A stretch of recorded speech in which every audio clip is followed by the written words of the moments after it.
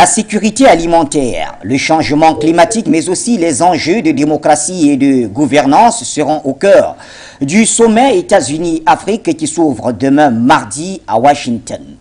Une rencontre destinée à renforcer les liens entre le pays de l'oncle Sam et le continent africain face à la concurrence de la Chine, mais aussi et surtout de la Russie.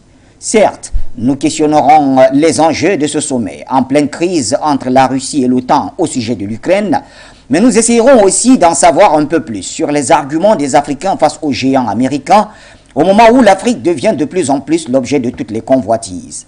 Qu'attendez-vous de cette rencontre qui s'annonce en grande pompe? Voilà une question que l'on vous pose et vos réponses nous intéressent. Ce sera dans quelques instants.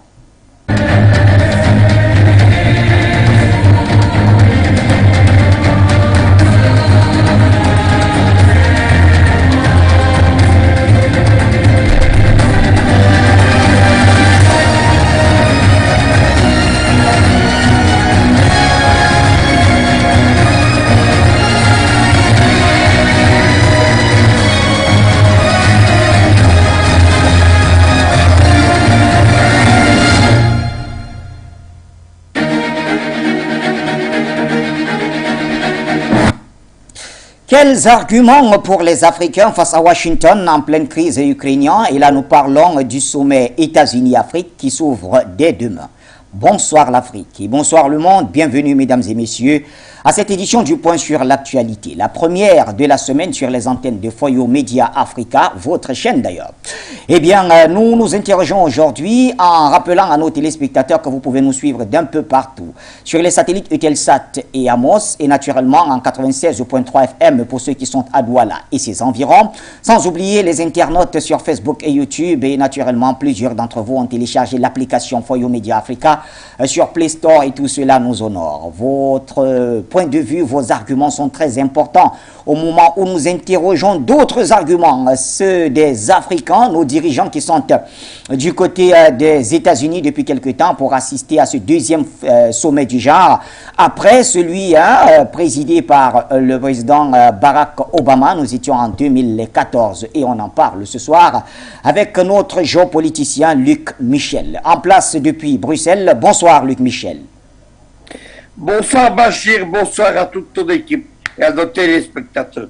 C'est en fait la deuxième manche d'un conflit de la volonté des États-Unis de recoloniser l'Afrique. Vous vous souvenez peut-être, c'était en 2014. En août 2014, nous avions été les seuls à traiter du sommet US-Africain de leader et à révéler que ça allait être le début de ce qu'on a appelé depuis le soi-disant printemps arabe.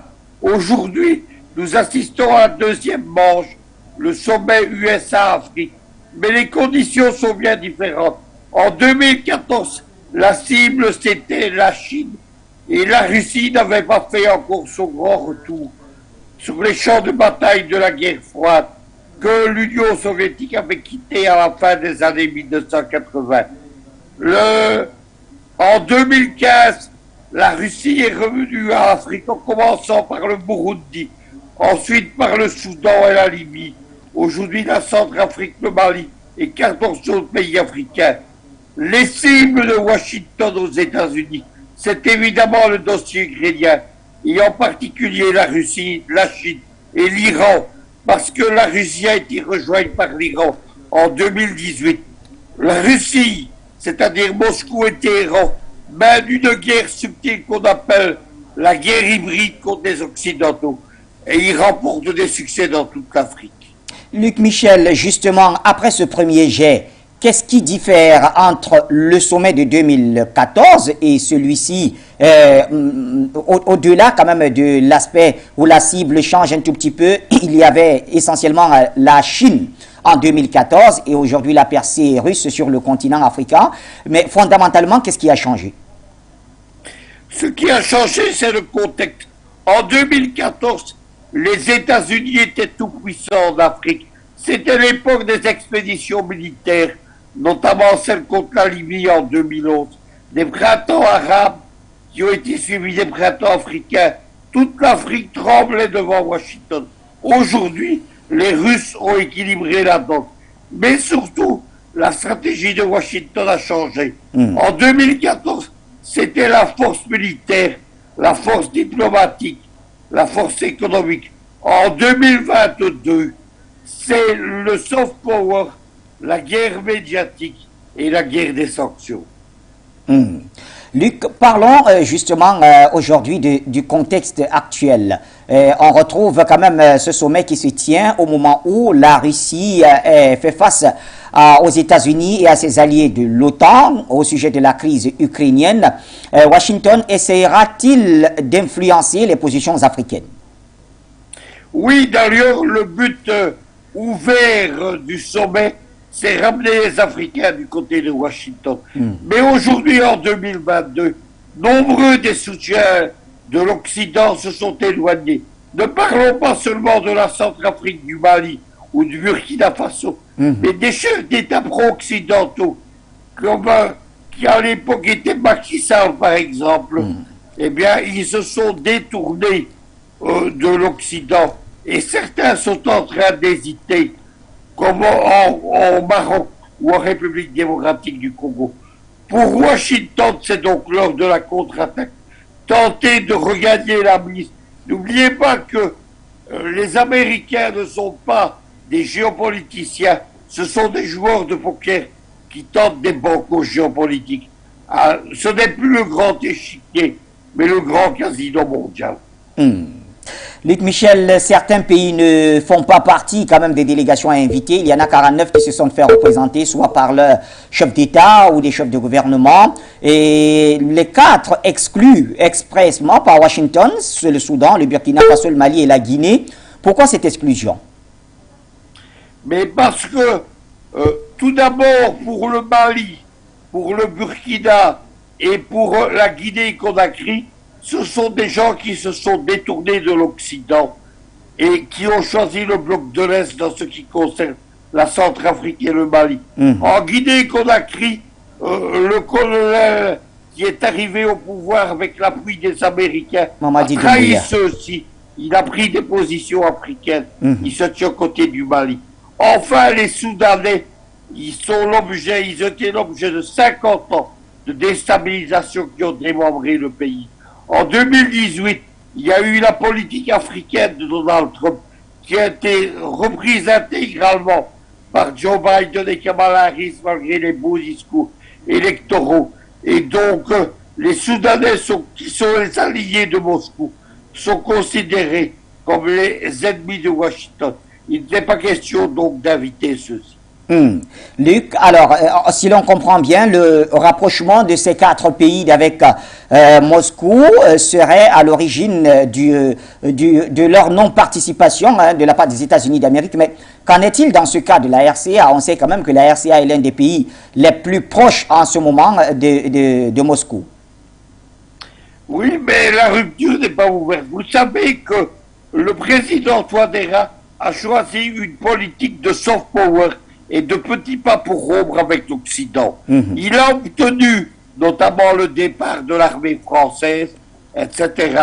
Il a obtenu les mêmes résultats que les Maliens. Mais les Maliens, eux, ils utilisent la force et ils braquent évidemment les Américains et les Français. C'est la différence entre les deux. À Washington, donc, on ne veut pas ouvertement se fâcher avec la RCA. Alors, est-ce à dire que les États-Unis ont beaucoup d'intérêt du côté de Bangui, Luc Michel? Non, actuellement, les intérêts sont détenus par la Russie, mais on a encore beaucoup des illusions à Paris et à Washington.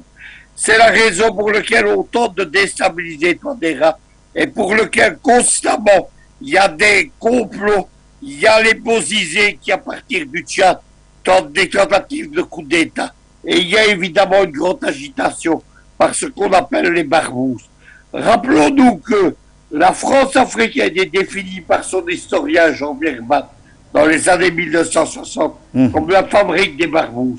60 ans plus tard, la France-Afrique fabrique toujours les barbouzes, mais elle est en train de perdre pied, notamment en France-Afrique. Très bien. En Centrafrique. On va afficher les numéros de cet instant pour nos téléspectateurs. Vous savez, vous connaissez le principe de l'émission. Vous nous appelez, vous donnez votre point de vue. Très important d'ailleurs, puisque c'est vous également qui faites l'émission. Vous êtes un de nos co-panélistes dans le cadre de cette émission. Et notre thématique du jour, je vous le rappelle, donc, c'est le sommet États-Unis-Afrique. Quels arguments pour les Africains face à Washington en pleine crise ukrainienne? Alors, qu'est-ce que vous attendez? Quelles sont vos attentes de ce sommet entre les États-Unis et l'Afrique? Luc Michel, les États-Unis semblent ici vouloir finalement signer un retour ou une reconquête, mais cette fois-ci sans son allié, la France. Est-ce que nous nous trompons d'analyse? Non, non. C'est-à-dire que le but des Français depuis 2006-2007, c'est de rester en Afrique, mais le but des Américains, avec la constitution de l'Africom, c'est recoloniser directement l'Afrique. Les Français ne sont plus considérés comme un gendarme de l'Afrique fiable. Et le but des Américains, c'est de les éjecter des marchés africains avec l'aide de Londres. Le Brexit, c'était une opération de géopolitique pour fracturer l'Union européenne. Et elle a son pendant africain. Et notamment un sommet Grande-Bretagne-Afrique à Londres en janvier 2020. L'invité d'honneur, c'était Bouhari. Et le but ouvert, c'était d'éjecter les Français des marchés africains. Les Américains veulent délocaliser les Français et les rétablir uniquement dans la côte de l'Afrique et en mer pour soutenir l'impérialisme américain et s'emparer des marchés et de la géopolitique française dans ce qu'on appelait le précaré français. Les Français, évidemment, ne sont pas d'accord et ils essayent de paralyser et de parasiter les plans américains. Très bien. Merci Luc. On va donner la parole à nos téléspectateurs et je reviens à vous dans quelques instants. Un appelant, alors je n'ai pas son nom, mais je sais également qu'il y a Justin de la Côte d'Ivoire qui nous attendait au bout du fil. Est-il toujours là ou c'est un autre? Bonsoir Bachi. Bonsoir. Bonsoir For Média, c'est Bandakani Emmanuel, j'appelle depuis la Côte d'Ivoire. Bonsoir Bandakani. Bachi, je ne saurais parler, donner mon avis sans saluer votre bravoure. Sans vous dire que vous êtes le meilleur. Bachi, c'est pas pour vous flatter. Bachi, vous avez été au front. Vous avez été au combat. Toute l'Afrique saura être reconnaissant envers vous. Infiniment que Dieu vous bénisse. Si j'ai fini de dire ça, Bachi, je pense que il y aura deux Afriques en face des États-Unis. Je vais dire quoi? L'Afrique qui refuse de rentrer dans le développement, qui refuse son indépendance, et l'Afrique qui est en train de se battre pour son indépendance, tel que vous êtes l'Afrique, Bachir. En face de cela, Washington sera confronté à deux dilemmes. Quand je parle de cela, Bachir, vous me comprenez mieux. Washington sera confronté à deux dilemmes. Et je pense que la patrie ou la mort, nous allons vaincre ces colons, ces maîtres de maison, ces nègres de maison, Bachir. Soyez-en sûrs. Bachir, tu t'es pas donné en vain. Bachir, tu n'as pas souffert depuis combien d'années en vain. Bachir, non. Sois sûr, Bachir, que Washington d'hier et l'Afrique d'aujourd'hui, il y a une grande différence. C'est une Afrique consciente que Washington va croiser. Ces nègres de maison seront bientôt boudés. Peu importe les manigances des États-Unis, ils ne pourront plus devant nous. Nous demandons à Touadéra, à Assimi Goïta, c'est-à-dire l'Afrique indépendante, de dire ses 1000 vérités à Joe Biden. De dire ces 1000 vérités. Et nous croyons que demain, c'est pour nous l'Afrique. Bachir, merci. Que Dieu vous bénisse. La patrie ou la mort, nous allons vaincre. Et nous sommes des vainqueurs. Mon père Banakani pouvait le dire, que nous combattons dans la victoire. Oui, il y a plus de 10 ans qu'il le disait. Et aujourd'hui, voici la réalité en face. Est-ce que hier, Washington pouvait nous appeler sur la même table négocier avec nous? Souvenez-vous, Bachir, que les décisions se prenaient à Washington et s'appliquaient ici en Afrique. Aujourd'hui, ils nous font appel. C'est parce que tu as été là, Bachir. C'est parce que Bandakani a été là. C'est parce que Luc Michel a été là. C'est parce que Davaris a été là. Infiniment merci. Que Dieu vous bénisse. Ciao, ciao. Bonne émission à vous. Merci très cher Bandakani Emmanuel depuis la Côte d'Ivoire. Eh bien, nous allons toujours rester au téléphone avec Justin, lui également de Côte d'Ivoire. Bonsoir Justin.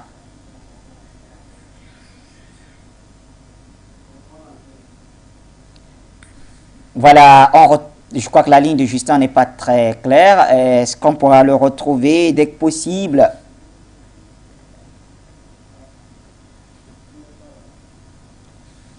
Très bien. Voilà, on y retournera tout à l'heure. Voilà, Justin est là, me signale-t-on. Bonsoir Justin.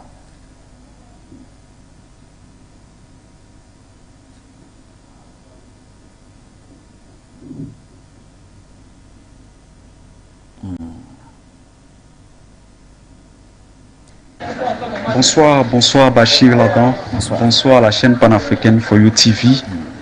Bonsoir aux panélistes, mon frère Jonathan Batanguiné. Bonsoir à Luc Michel. Bachir, le thème de ce sujet-là ce soir est très intéressant. Mais je vais commencer par un proverbe venant de chez nous. Bachir, si tu as un ennemi, il ne me faudrait pas me pousser à avoir aussi comme ennemi ton ennemi. Si tu as un problème avec un frère, ce problème-là, ça n'engage que toi et le frère en question. Moi, j'ai pas de problème avec lui. Donc, tu ne peux pas m'obliger à faire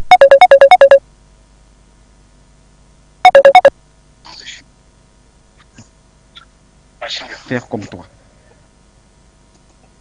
Allô? Allô?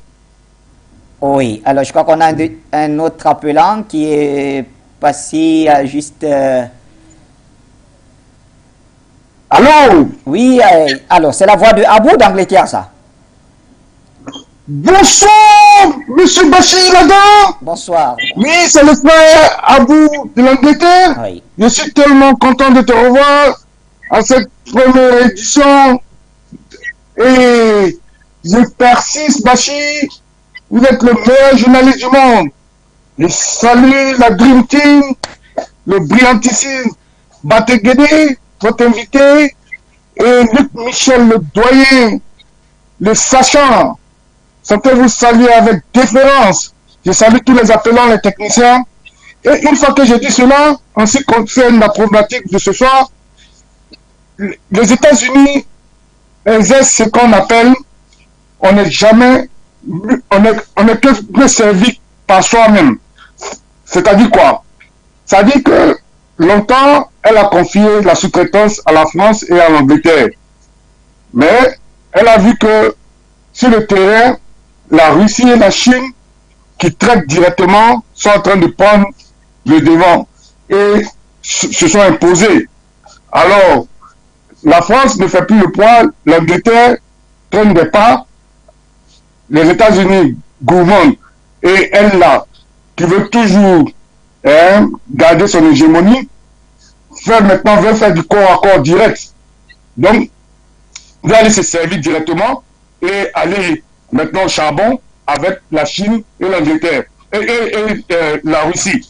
Donc, c'est par crainte de la Chine et de la Russie, et sachant que la France est finie en Afrique, qu'elle veut faire de tout maintenant du charme aux Africains, elle veut les charmer dans la tromperie, faire ce que les mafiosi faisaient avant, éliminer l'intermédiaire et aller directement à la source, se servir la drogue comme ils ont fait au Cambodge. Ils sont partis au Vietnam, tout ça pour chercher la drogue, et au Taliban, tout ça pour chercher la drogue. Donc, c'est un peu la même tactique américaine, c'est-à-dire qu'il faut aller directement à la source, et ils vont maintenant aller combattre et prendre nos ressources à la source et endormir nos présidents. Donc c'est une deuxième colonisation qui attend l'Afrique, et nous disons qu'ils sont mal barrés parce que le temps qu'il y a un autre nom de Dieu, ils sont tombés au mauvais moment parce que maintenant on a For You Media, on a tous ces médias panafricanistes et les panafricanistes vont plus se laisser faire. Et nous allons, comme on a bouté les Français, on va bouter aussi les Américains parce que eux ne nous ont pas colonisés. Les Français même qui nous ont colonisés, on a réussi à les chasser. Donc les Américains, ils tombent mal. Et ils n'ont pas affaire à des Africains qui sont prêts à aller encore à l'esclavage. Nous savons que c'est des peuples très racistes. Donc ce qu'ils sont en train de faire, appeler nos chefs d'État là-bas, c'est une peine perdue parce que sur le terrain ici, nous on les attend, nous sommes aguerris et nous sommes dans une nouvelle vague d'Africains qui veulent leur souveraineté. Point barre. Donc l'Amérique, elle va essayer, mais elle ne va pas réussir. Nous, on est dans la victoire, on est dans la libération, et si la France a échoué, on n'est pas prêt à une deuxième aventure de colonisation avec l'Amérique. Donc l'Amérique, c'est peine perdue, et tous nos chefs d'État savent qu'aujourd'hui, c'est une question d'intérêt, et c'est combattre comme le panafricanisme que nous prenons, tout ce qui concourt à l'intérêt de l'Afrique, est ce pourquoi nous nous battons. Donc, c'est le panafricanisme d'intérêt. C'était M. Abou depuis l'Angleterre. Bye bye for now. Merci, très cher Abou d'Angleterre, qui a donc fait irruption pendant l'appel de Justin. Justin qui est resté un tout petit peu en attente. Merci, Justin, de poursuivre votre analyse. Le problème entre la Russie et les États-Unis ne concerne que la Russie et les États-Unis. Venir faire un sommet Afrique, États-Unis, pour contrer la Russie, ce n'est pas la peine au fait, Bachir. Et moi je pense que c'est pour escroquer encore une fois de plus, comme ils ont l'habitude de le faire, surtout les démocrates américains, ils ont l'habitude de le faire contre le peuple américain, qu'ils organisent ce sommet-là. Parce que les démocrates américains, c'est leur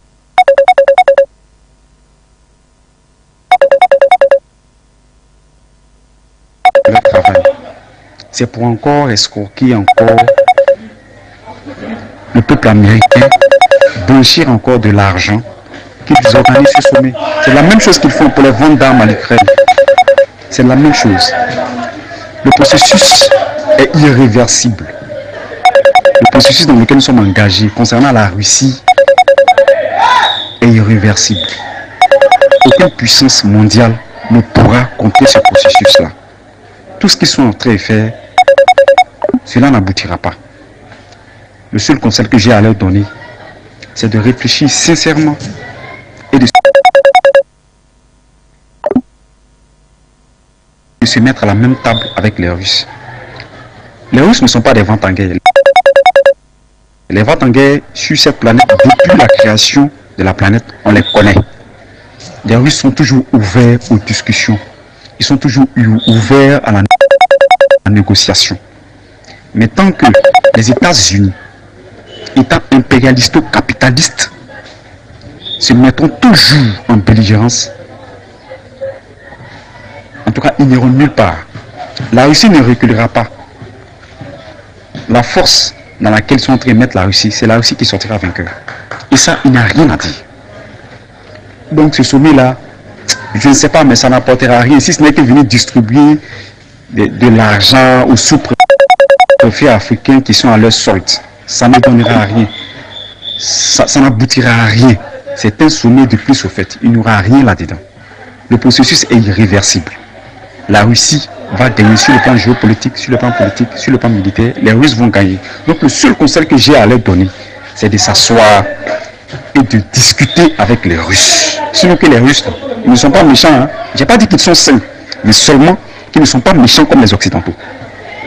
C'est ce que j'avais à dire. Merci Justin, depuis la Côte d'Ivoire, et bien sûr pendant que vous parliez, d'autres essayaient également de nous joindre. Voyons s'ils sont toujours en ligne. On m'annonçait Zerfel. Zerfel, bonsoir, depuis l'Allemagne. Ok, bonsoir Bachi, bonsoir à tous les appelants, bonsoir à tous les techniciens. Et je salue mon ami, le technicien, le grand technicien de For You TV Africa. Et je salue mon frère aussi qui est sur le plateau, Jonathan, et puis d'autres personnes peut-être. Elles vont arriver, je ne sais pas. Mais moi, pour commencer d'abord, pour parler du sujet, il faut que je dise quelque chose à certains de nos appelants. Parce que le temps que cette télévision nous donne n'est pas assez. Parce que l'émission, c'est 1 heure du temps. Si quelqu'un prend tout son temps, ok, il y a des milliers d'appelants qui attendent, c'est pas normal, parce qu'il faut que nous grandissons un peu. Le peu qu'on nous donne, là, il faut qu'on partage avec tout le monde. C'est très important. Parce que être chose en Europe, c'est que ton esprit est quand même un peu développé. Merci. Maintenant, je viens sur la question des Américains qui invitent des Africains chez eux, et des Américains chez eux aux États-Unis. Parce que tout simplement, ce qu'ils sont en train de faire, présentement, comment dirais-je, la Russie aujourd'hui, ce que la Russie est en train de faire aujourd'hui en Afrique, c'est pas pour venir, comment dirais-je, prendre les biens des Africains. Tout simplement, le Russe est venu en Afrique pour aider les Africains. Mais celui qui veut que son pays sorte des mains de ces gens-là, ce sont ces présidents-là qui écoutent les Russes. Mais ceux qui ne veulent pas, et que, comment dirais-je, qui s'en foutent de leurs citoyens, ce sont eux qui vont s'allier derrière ces gens-là. Sinon, la Russie est venue aujourd'hui, c'est pour aider. Parce que ça fait longtemps que l'Afrique est exploitée. 5 continents. Aujourd'hui, c'est le dernier continent sur la planète aujourd'hui qui est exploité comme s'il n'y avait pas des hommes qui habitaient sur ce continent-là. Alors, c'est ça la Russie a réfléchi aujourd'hui. Ils ont appelé la Chine. Elle a appelé la Chine plutôt. Maintenant, la Chine est venue les épauler. Comment dirais-je, aujourd'hui, comment dirais-je, les Africains, ils doivent faire très attention.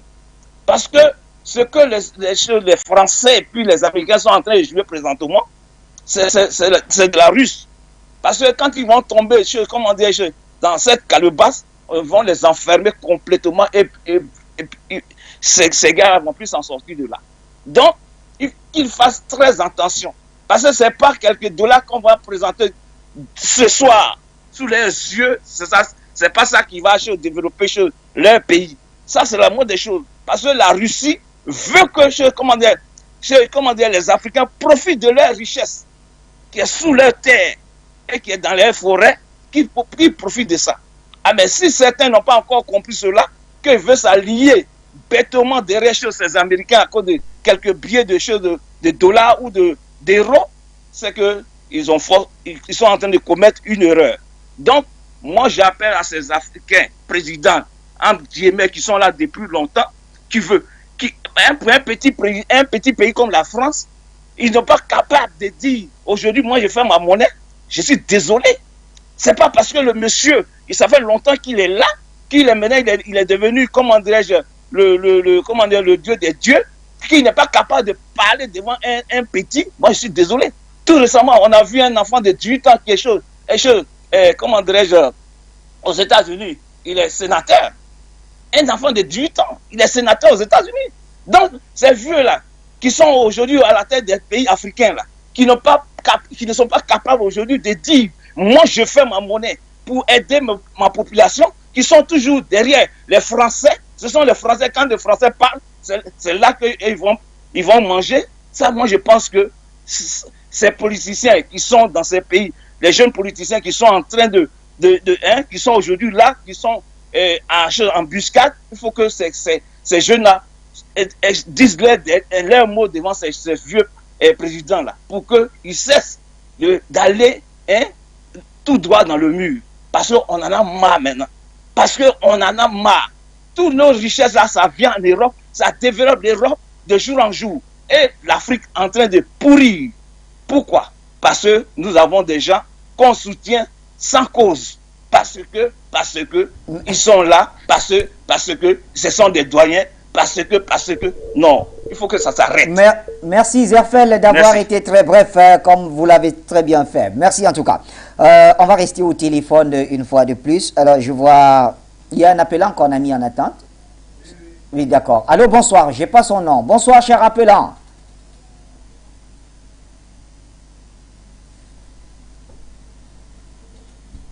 Allô, bonsoir.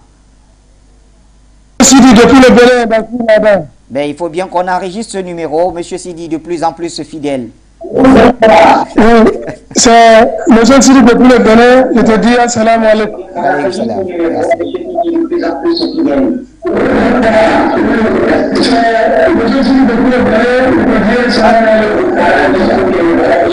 Bon, moi, aujourd'hui, j'interviens. Oui.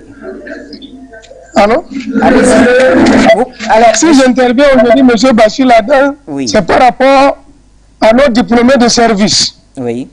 J'espère qu'ils ont compris ce que l'Amérique est en train de nous vendre comme démocratie. Lorsqu'on appelle les fonds Yassingbe et il y a débat de Togo, les Alassane Ouattara de 3e mandat, et lorsqu'on appelle Idriss Déby, Itino, on a dit Mahamad Déby, comme démocrate, vous comprenez ce que la démocratie occidentale veut dire aujourd'hui. Je suis très fier que les gens soient en train de s'enfoncer là.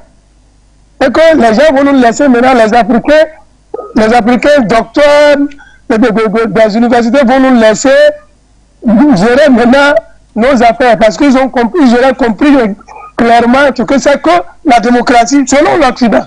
S'ils n'ont pas compris, je répète, la démocratie selon l'Occident, c'est les intérêts de l'Occident. Ça n'a rien à voir avec le droit de l'homme. Donc qu'on nous laisse tranquille et qu'on puisse gérer notre continent clairement. Pour revenir maintenant, qu'on appelle au frère Bachir Lada, mon frère, je suis très très content que ça se passe comme ça. Parce qu'aujourd'hui, aucun chef de l'État, je dis bien aucun chef de l'État ne peut plus se hasarder, Bachir, ou prendre des décisions qui vont à l'encontre de son peuple. Mais après le sommet du Montpellier, où on a appelé des cours pour venir représenter l'Afrique, ils ont vu la réaction des chefs d'État. Et après ça, il y a eu plusieurs sommets auxquels les chefs de l'État n'ont plus assisté.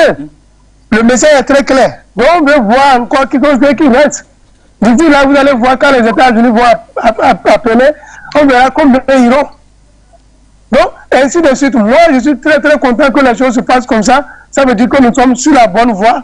Mali, Guinée, qu'on appelle Centrafrique, Burundi, nous devons aller très fort. Et d'ici là, les autres pays vont prendre. Parce que nous attendons le Grand Cameroun, de Badakani, à rejoindre la marche pour que les choses soient très clairs au niveau du. Vous voyez, moi, je suis très très heureux parce que, regardez, aujourd'hui, Boari est en train de refuser à Macron l'écho. Ce qui était impossible en temps. Aujourd'hui, ça veut dire que nous sommes en train d'avancer. Donc, merci Bachir Ladam. Merci pour l'éveil des consciences. Continuez, qu'on appelle, vous êtes dans la bonne voie, vous êtes sur la bonne voie. Qu'Allah vous bénisse et que le Seigneur soit avec nous. Nous sommes en guerre. Merci à vous, très cher Sidi depuis le Bénin. En tout cas, on essaiera de ne pas oublier ce numéro. Eh bien, nous allons rester au téléphone. Je rappelle à nos téléspectateurs que nous sommes rejoints par Jonathan Batengeni d'ailleurs, et à qui on va donner la parole tout à l'heure. Dame Sissi, vous nous appelez de Côte d'Ivoire comme d'habitude. Bonsoir. Oui, bonsoir. Bonsoir aussi à tous les appelants et j'ai reconnu je lui dis bonsoir. Bachir, en tout cas, félicitations pour la bonne nouvelle qui est tombée. Merci d'avoir agrandi la famille panafricaine. Félicitations à vous, Bachir, pour le nouveau vie. Merci. Merci. Mais Bachir, qu'est-ce que les Africains ont cherché encore aux États-Unis? Ma connaissance, il y a eu un sommet à la présidence d'Obama. Les Africains sont allés. Parce que dans toutes choses, un petit bilan, il faut un bilan. Les Africains sont allés, ils se sont déportés, ils se sont transportés là-bas. Le président Obama, quel est le bilan à l'heure actuelle? Le plan d'économie, le plan d'affaires, il allait financer l'éducation, la santé, tomber financière pour les pays africains. Il n'y a rien, ça appauvrit, continue de s'enfonce dans les guerres fratricides, dans les guerres de terrorisme. Et aujourd'hui encore, voilà Joe Biden qui est. Les Africains, d'après lui, il les invite, ils vont encore se déporter là-bas. À la fin, on a envie de se poser certaines questions. Qu'est-ce que les Africains recherchent? Est-ce que les Africains sont conscients de ce qui se passe à travers le monde? Sont-ils conscients? C'est la question qu'on se pose. Voilà des gens qui entretiennent la guerre avec leurs multinationales au Congo, en RDC. Voilà des gens qui soutiennent des terroristes au Mali, au Niger, au Burkina. Ils sont de collusion, ils sont des accointances avérées avec les terroristes. C'est clair, il n'y a rien à dire, il y a les vidéos qui circulent, tout est clair. Et c'est ceux-là qui appellent les Africains à aller discuter je ne sais quoi aux États-Unis. Chers frères dirigeants africains, à un moment donné, il faut se poser les bonnes questions. Pourquoi l'Amérique, à travers ses multinationales, ne met pas un terme à cette guerre au Congo, qui endeuille plus de combien de millions de personnes depuis 30 ou 60 ans, depuis l'indépendance du Congo?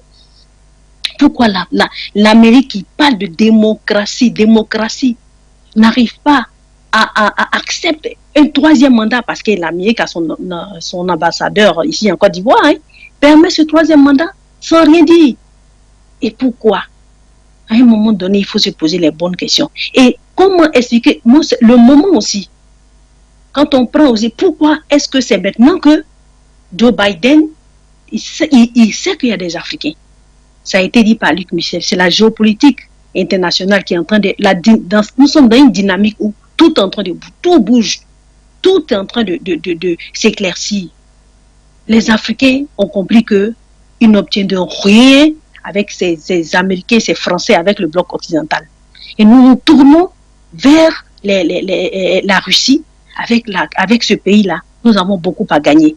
Ce matin, j'ai écouté une interview du représentant des BRICS, le professeur Don Melo, qui a expliqué clairement que les Occidentaux ont ce passé colonial-là qui ne les arrange pas.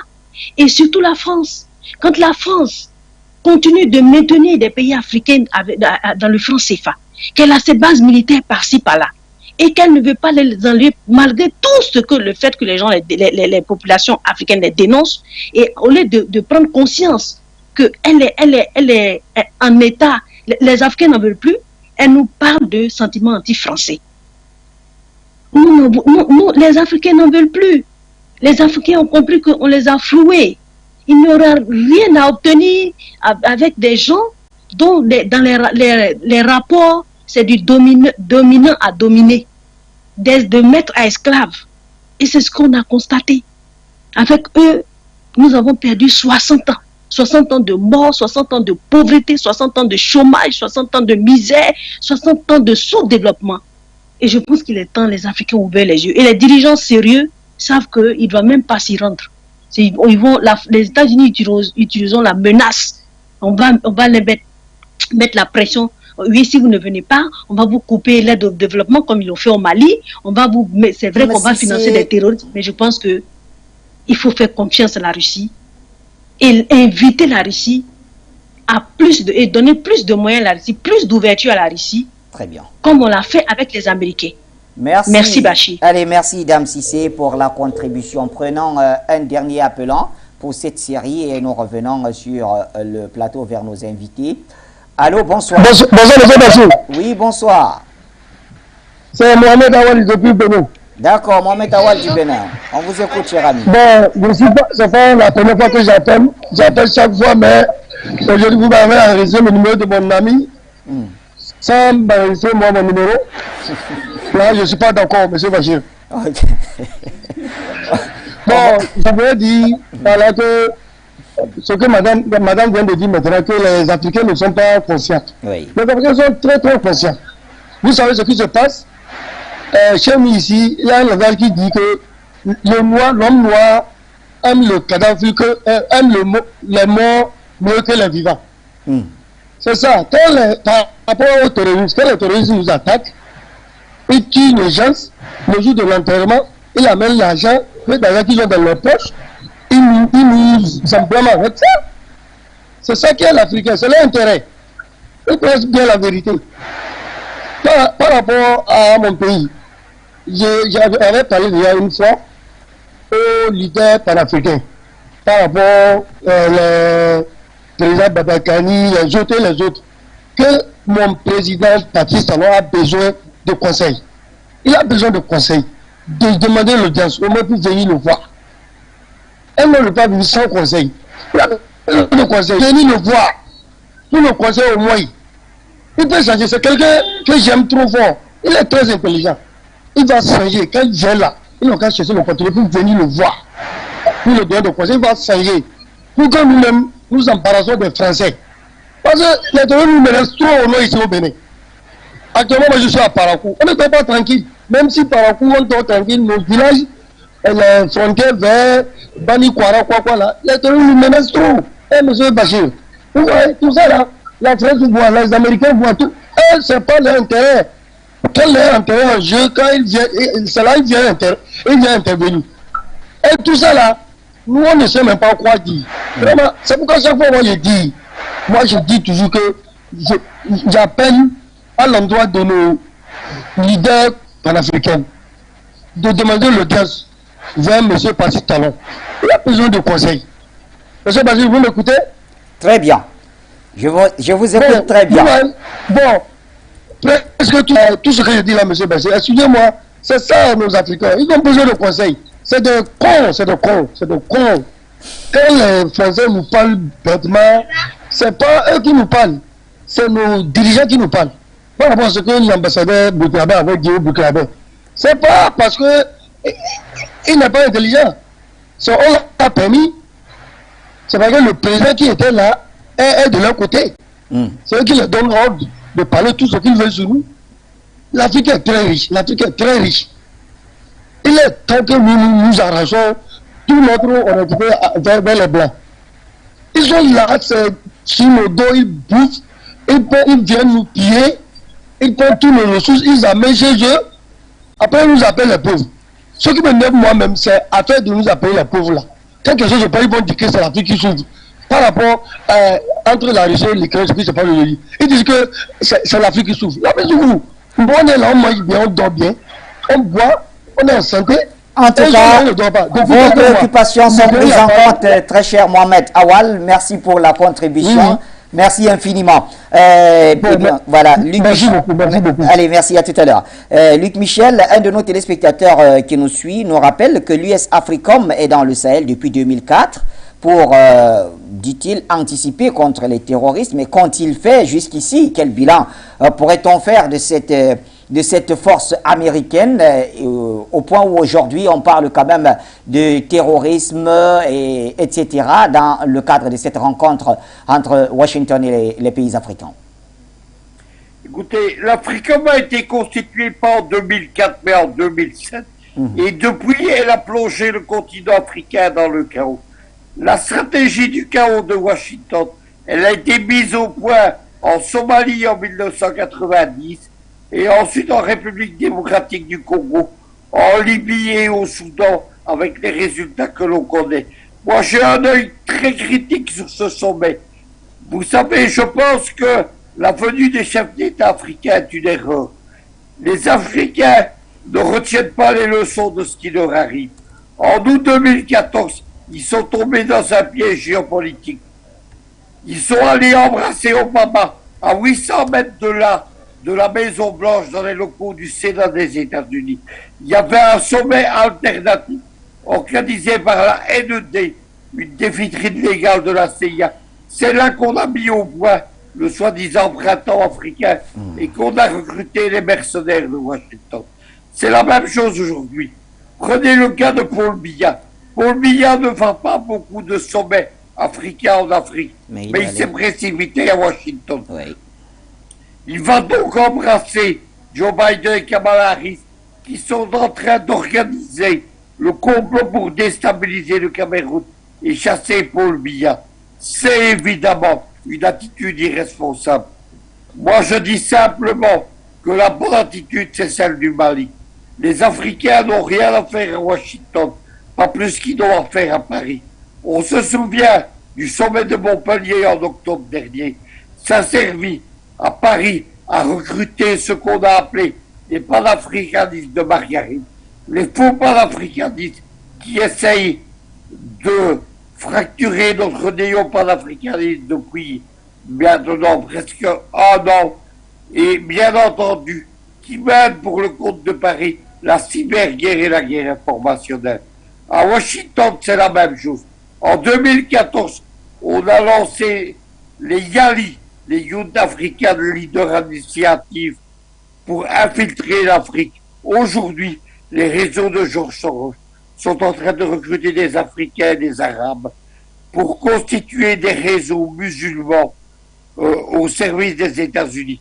Il s'agit une fois de plus d'une 5e colonne africaine. Il y a déjà suffisamment de traîtres en Afrique comme cela, ce que nous voyons arriver de nous.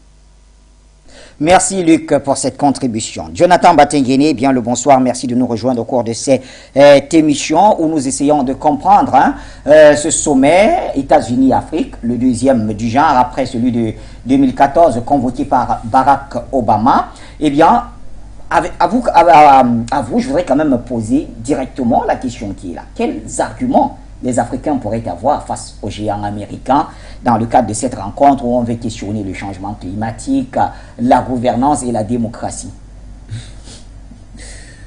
C'est tout simplement amusant. On veut questionner le changement climatique avec les États-Unis comme interlocuteur. C'est la pire note d'humour que j'ai suivie dans les débats sérieux. Les États-Unis ne peuvent pas questionner le changement climatique parce qu'ils sont les premiers à boycotter toute décision sur le climat. Ils disent qu'ils ne croient même pas au rapport du GIEC. Ils sont comme nous. Nous, on n'y croit pas. Là, au moins, nous sommes réalistes comme eux. Ils n'y croient pas. Donc, qu'est-ce qu'ils vont aborder sur le plan climatique? Rien que les trucs de Paris, là, les COP21, les déclarations de Paris là, sur l'environnement. Les États-Unis ont refusé de signer on ça. estime aujourd'hui que l'Afrique est le continent le plus touché par le changement climatique, alors que oui, c'est le continent le moins pollueur. Alors, qu'est-ce que les Américains pourraient apporter? Si les Américains pouvaient seulement nous montrer comment est-ce que l'Afrique est le continent le plus touché, là, nous comprendrions. Peut-être parce que quand on pense quand même au scandale du Probo Koala, en Côte d'Ivoire, se souvient que c'était une multinationale française. Quand on se souvient de la pollution des côtes nigérianes par ExxonMobil et Shell, on se souvient quand même que c'est des entreprises états-uniennes. Quand on se souvient des déchets radioactifs de Areva, devenu Engie, on se souvient que oui, c'est des multinationales françaises. Mais avec qui causer ça? C'est avec les Africains qui sont les victimes et qui ne peuvent pas contrôler ces multinationales, ou bien les États-Unis gagneraient à discipliner leurs alliés français avec leurs multinationales et leurs multinationales états-uniennes elles-mêmes. Vous comprenez qu'on assiste à une mascarade. Les États-Unis ne veulent pas parler de climat. Luc Michel l'a déjà dit, l'enjeu est géopolitique. Les États-Unis organisent en 2014 le sommet parce que pour Obama à cette époque la menace était la Chine. Obama disait qu'il faut contrer l'influence de la montée de la Chine en Afrique. Et il se rend compte que les Chinois avaient investi plus de 200 milliards de dollars et avaient près de 2000 entreprises sur le continent africain. Ils se disent donc, bon, il faut contrer ça.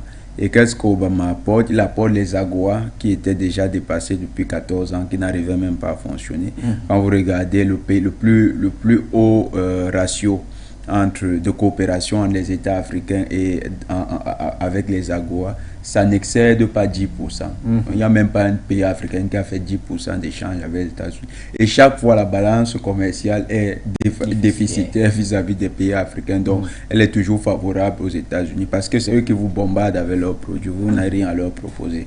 Ils ont des critères qui sont tellement élevés que vous n'arrivez pas. Déjà avec l'euro n'arrive pas à bien leur vendre des trucs. Donc. En 2014, la menace, c'était la Chine. Alors, aujourd'hui, cette menace, elle est multiforme. Avec quand même non, elle n'est pas multiforme. Jonathan, il y a quand même la percée de la Russie qui, à un moment donné, quand même, s'est réveillée pour renouer encore ses relations avec des pays africains. Tout à fait. La vraie menace actuelle, ils disent que c'est... Moi, je ne comprends même pas. Ça, on dit menace, là, moi, je comprends parce que c'est pas si nous, Africains, on peut... Peut-être ça me fait rire parce que je vois l'aberration dans le concept. D'abord, prenons le premier cas, la Chine. La Chine investit en Afrique. La Chine, dans sa coopération avec l'Afrique, en quoi est-ce que c'est une menace et qui devrait préoccuper les Africains? Pourquoi les Africains devraient se battre pour la sécurité des États-Unis? Au nom de quoi? Nous n'avons jamais revendiqué ce droit divin de protéger les autres peuples de la terre. C'est eux qui disent qu'ils ont ce droit. Pourquoi ils nous appellent pour parler de leur sécurité économique? Ça nous concerne en quoi? S'ils savent qu'ils peuvent challenger la Chine, bien qu'ils s'organisent. Et ils avaient dit justement en 2014 qu'ils devaient investir 60 milliards par an de dollars, 60 milliards par an. Prenons 2014 jusqu'à 2022, on se dansera à combien de milliards? Vous faites x8, on en serait autour de 244 milliards qui auraient été investis par... Qu'est-ce que j'ai dit? 244? Non, 6 fois 8, 48. 480 milliards de dollars auraient été investis en Afrique. Les gens n'ont pas investi cet argent. C'est là où les Africains, les chefs d'État africains devaient commencer même le bilan. En 2014, votre président à l'époque, Obama, vous étiez vice-président, nous a promis qu'il devait investir 480 milliards. Il n'a même pas 488 milliards, il n'a même pas investi un iota. Un iota. 0 franc. Bon, il dit qu'ils ont investi, les États-Unis revendiquent avoir investi 1 milliard depuis déjà 2000 en Afrique. Depuis 2014. Ils disent 1 ou plus d'1 milliard, mais ça n'atteint pas 3 milliards de dollars. Donc ils affirment avoir investi cette somme. Donc si vous prenez même le ratio dans les 60 milliards par an, là, ils n'ont pas atteint leurs objectifs. Pourquoi ils nous invitent encore à des réunions? Une réunion où ils vont encore nous faire des promesses en l'air, où ils vont nous dire non, cette fois-ci, on va vous... Ils veulent nous vendre vos monts et merveilles, on va goudronner vos maisons, on va bitumer vos maisons, on va qu'est-ce que je vais dire même, de vos routes. Peut-être que nos routes vont devenir des gratte-ciel, c'est ce qu'ils vont nous promettre. Non. Les États-Unis sont simplement dans une situation où leur hémorragie économique, il faut noter que le taux d'endettement états-unien s'est accru avec l'intervention en Ukraine. Aujourd'hui, on parle d'un gap qui s'est creusé de 96 milliards irrémédiables. En même temps, les États-Unis restent quand même le plus grand bénéficiaire de cette guerre, Jonathan Batengini, en Ukraine. Oh, même là encore, le grand bénéficiaire, c'est la Russie. Hein.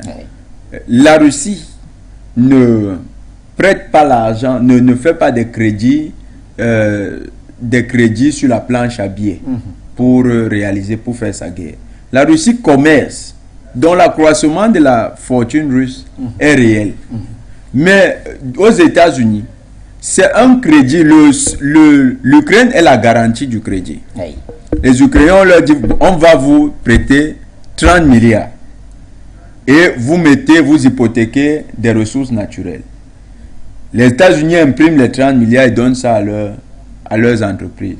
Mais dans l'hypothèse où aujourd'hui, ça se confirme de plus en plus, l'Ukraine là même, on ne pourra plus, les États-Unis ne pourront pas l'exploiter. Parce que cette Ukraine est en pleine désagrégation, désintégration. Les Russes sont en train d'occuper toutes les parties économiquement viables. Les États-Unis vont récupérer cet argent comment? C'est un crédit à quelqu'un qui est mort. Quand il est mort, vous faites comment? Alors, vous ne récupérez plus, vous avez perdu. Retournons un tout petit peu vers l'Afrique. Vous semblez dire que c'est un sommet pour rien. Un sommet inutile. Mais Joe Biden, le président américain, a quand même pris sur lui, cher Batengini, de plaider pour que l'Afrique ait une place, non seulement au Conseil de sécurité de l'ONU en tant que membre permanent, mais aussi dans le G20, très cher Batengini. Oui, l'Afrique aura la place au Conseil de sécurité comme membre permanent, comment? Ça sera l'Union africaine qui sera membre permanent. Oui, il a parlé de l'Union africaine justement. Nous, on ne veut plus l'Union africaine. Là. Il ne faut pas s'embrouiller avec cette affaire. L'Union africaine, ce n'est pas un pays. Ça sera une innovation. Mais encore, c'est une chose, c'est qu'ils savent qu'ils contrôlent le mécanisme de désignation des hauts fonctionnaires de l'Union africaine, qui ne sont donc pas démocratiquement désignés.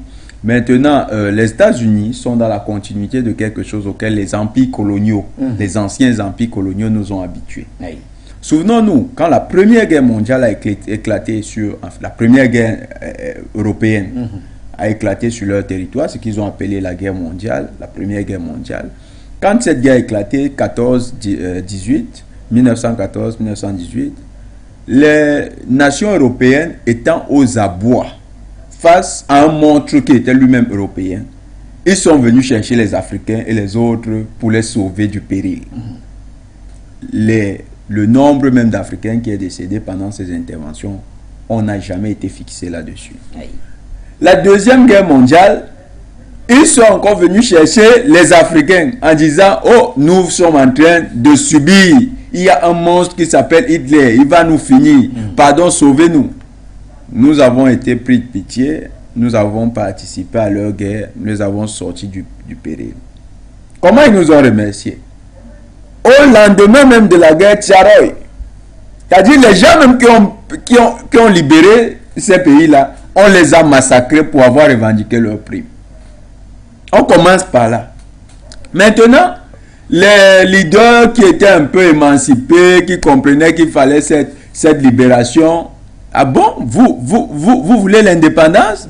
Ah non, De Gaulle dit c'est l'Union française. Oui. Et puis il dit, d'ailleurs même vous êtes des communistes, on va vous traquer sur le territoire africain. Et ils les ont tués. Et on raconte cette histoire, vous voyez par exemple Macron vient en Afrique, moi je ne sais pas comment il fait pour s'exprimer avec autant de liberté. Il arrive, il nous dit que on va vider le contentieux le contentieux historique avec les Africains, la mémoire Mais c'est comme quelqu'un qui a massacré vos parents vient vous raconter ces histoires de mort comme s'il s'agissait d'une vulgaire bagarre entre deux voyous. Et vous avez les Belges. Ils viennent, ils disent même qu'ils remettent la dent de Lumumba. Ils racontent au peuple congolais comment ils ont tué Lumumba. Ils disent voici même sa dent. Voici sa dent, on vous le rend. C'est un grand bien qu'on vous rend là. La dent de Lumumba. Vous voyez, c'est des gens qui n'ont aucune reconnaissance, aucun sens de la gratitude. Ça nous amène donc à un élément. Par là nous sortons. Ça nous amène à un élément. Aujourd'hui, dans l'affrontement que se livrent les pays de l'Occident, les États-Unis, la France, tout ça, avec les pays comme la Russie, la Chine, mais aussi le grand bloc des BRICS, l'Afrique ne peut plus prendre position pour les États-Unis. Ils se trompent. Les Ivoiriens disent c'est premier Gaou qui est Gaou. Deuxième la Tchoueniaka. Donc les Africains ne peuvent plus jouer les Gaou. C'est fini. Que Joe Biden qu'il ne laisse se dissiper ces illusions qui se forment dans sa tête. Les Africains ne peuvent plus. Si un chef d'État va là-bas, il signe qu'il va soutenir les États-Unis, il va lutter contre son peuple.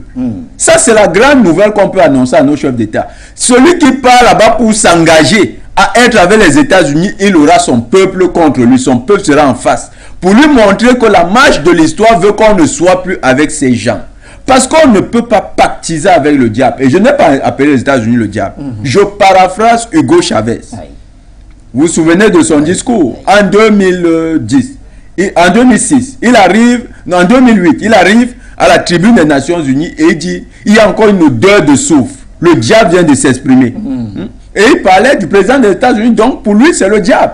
Et ce n'est pas nous qui avons inventé ces questions de bien ou de mal. C'est George Bush, président états-unien, qui en 2001 nous avait dit que dans le monde, il y a l'axe du bien et l'axe du mal. Donc si l'axe du mal existe, Hugo Chavez nous dit que le diable qui est le patron de l'axe du mal, c'est les États-Unis. Et non, c'est pour paraphraser une sagesse commune qui dit ceci. Si tu t'engages à manger à une table avec le diable, faut te rassurer que ta fourchette sera toujours la plus longue sur la table. Parce que lui, il va toujours manger la plus grosse part. Donc on ne peut plus signer les accords avec le diable. Merci Jonathan Batengene. Vous avez d'ailleurs le salut de notre ami Dr Youssouf Njomankwap depuis les États-Unis d'Amérique, qui nous suit d'ailleurs avec toute une délégation. Merci à vous, Dr Njomankwap. Nous prenons donc notre dernier appelant de la soirée et on revient donner un mot, pourquoi pas, à Luc Michel et à Joe. On pourrait fermer l'édition. C'est Jean Sarpono, depuis les États-Unis d'Amérique, justement. Jean, bonsoir. Bonjour à Jonathan, Luc Michel. Bachir, cette histoire de comment appelle-t-on rencontre entre les États-Unis et l'Afrique, c'est une tromperie et une duperie. Est-ce qu'il peut y avoir une relation entre l'opprimé et l'oppresseur? Ce n'est pas possible. Mais nos dirigeants sont tellement naïfs que ils croient à cela. Donc, Bachir, dites-le de ne pas aller prendre une décision ou bien un engagement au nom de la jeunesse africaine aujourd'hui. Ce n'est pas possible. Moi, je suis américain, mais je ne vois pas une relation correcte entre les États-Unis et l'Afrique. Regardez ce que les États-Unis font en Afrique. Bah si, ce que moi je sais, depuis déjà 1963, précisément le 13 janvier, quand le gendarme français Georges Métrier a tué le premier président, Silvestre Olympio, dans l'enceinte de l'ambassade des États-Unis. Jusqu'à aujourd'hui, l'Amérique n'a pas porté à la connaissance des Togolais comment est-ce que le premier... Bah je ne crois pas à ce genre de choses. Et jusqu'à aujourd'hui encore, l'Amérique continue de piller l'Afrique. Regardez RDC, regardez tout le continent. Ceux-là vont dire qu'ils vont faire une sur la c'est pas réunion entre l'Afrique et l'Amérique. Non, c'est de l'heure. Si nos dirigeants ne savent pas ce qu'ils doivent faire, on aurait souhaité qu'ils restent chez eux. Et de deux, ne pensez pas qu'il peut y avoir une relation, un accord de commerce entre le dollar et le franc CFA. Ils ne vont jamais vous permettre aux Africains de gagner gros. Parce que pourquoi gagner gros? Si nos amis, nos frères africains, nos frères et sœurs africains ou bien entrepreneurs pensaient qu'ils peuvent ramener les produits africains en Amérique pour gagner de gros, les Américains ne peuvent jamais les accepter. Soit ils vont leur imposer des taxes qui ne peuvent jamais s'en sortir.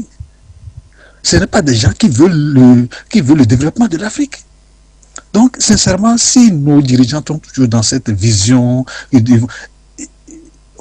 n'ont qu'à faire pour eux-mêmes, pas pour la jeunesse africaine aujourd'hui. Nous parlons d'aujourd'hui. Donc, dites-leur de ne pas aller signer un accord entre les États-Unis et les pays africains aujourd'hui encore. Nous ne voulons plus ce genre de choses.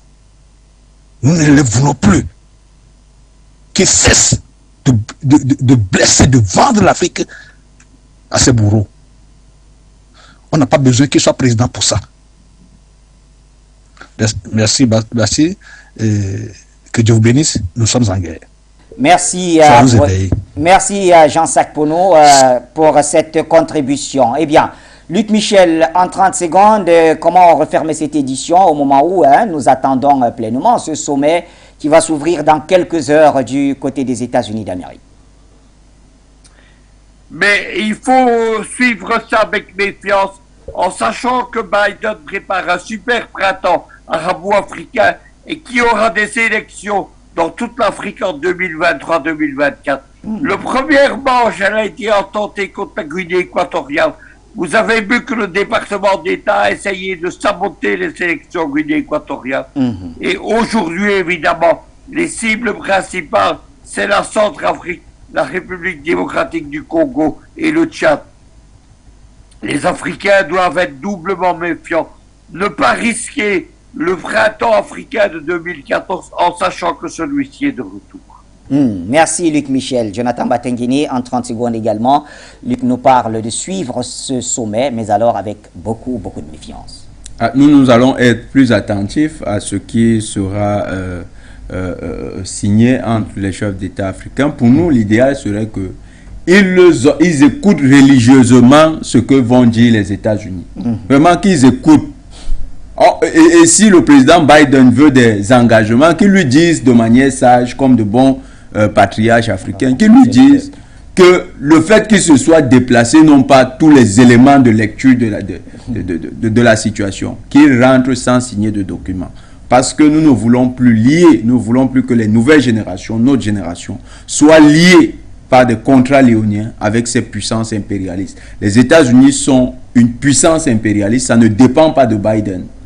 Ça dépend essentiellement de l'oligarchie qu'il a adoubée et de l'oligarchie qui porte toute la puissance états-unienne. C'est cette oligarchie qui entretient le conflit en Ukraine. Cette oligarchie, c'est elle, quand vous avez parlé de ceux qui sont les gagnants, c'est cette oligarchie qui est gagnante. Elle crée des crédits fictifs sur le compte de l'État ukrainien pour s'enrichir davantage. Et cette oligarchie ne fait que devenir très riche. Elle pense qu'elle peut s'acheter tout. D'ailleurs, le principe qu'ils ont développé aux États-Unis, c'est tout homme à son prix. Donc, il faut démentir cela. Nous ne pouvons pas hypothéquer les générations futures pour des petits copinages internationaux. Merci Jonathan Batenguini, merci à Luc Michel et à tous ces téléspectateurs nombreux étaient-ils d'ailleurs ce soir encore à nous suivre. Nous nous donnons rendez-vous demain à la même heure pour le même programme sur les mêmes antennes Foyo Média Africa.